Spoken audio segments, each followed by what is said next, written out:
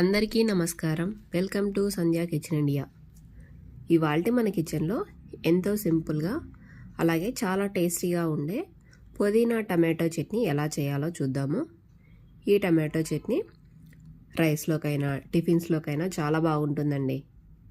ఈ పుదీనా టమాటో చట్నీ చేయడానికి ముందుగా మా గార్డెన్లో ఉన్న పుదీనాని కట్ చేసుకొచ్చుకుందాం రండి. చూడండి ఎంత ఫ్రెష్గా ఉందో కదా. ఈ పుదీనాని పెంచుకోవడం కూడా చాలా ఈజీ అండి.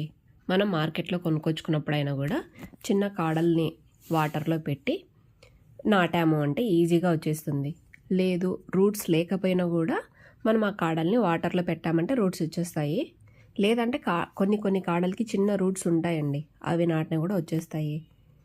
ఇప్పుడు మనము ఈ కాడలు లేకుండా ఓన్లీ ఆకును మాత్రమే సపరేట్ చేసుకోవాలి. ఈ కాడల్ని మళ్ళీ మనం సైడ్లో గుచ్చాము అంటే మళ్ళీ మనకు కొత్త చిగుర్లు రూట్స్ వచ్చి మళ్ళీ మనకు పుదీనా ఎక్కువగా ఫామ్ అవుతుంది.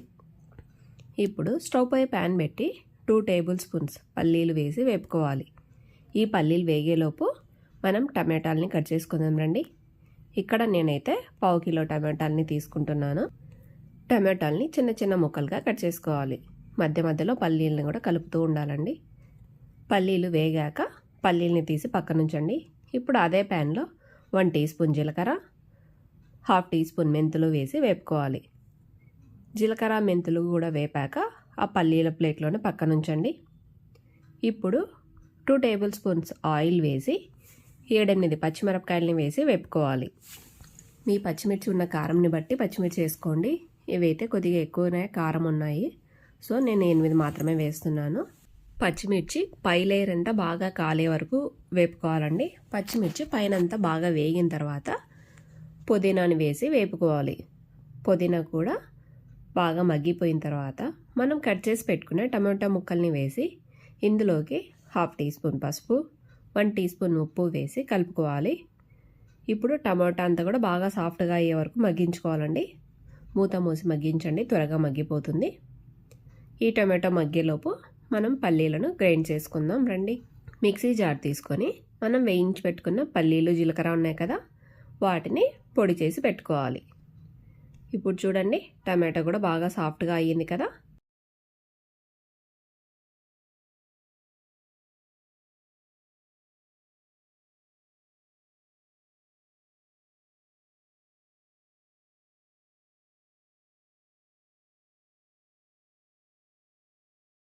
టమాటో అంతా సాఫ్ట్గా అయ్యాక ఇక స్టవ్ ఆఫ్ చేసి పూర్తిగా చల్లారే వరకు పక్కన ఉంచండి.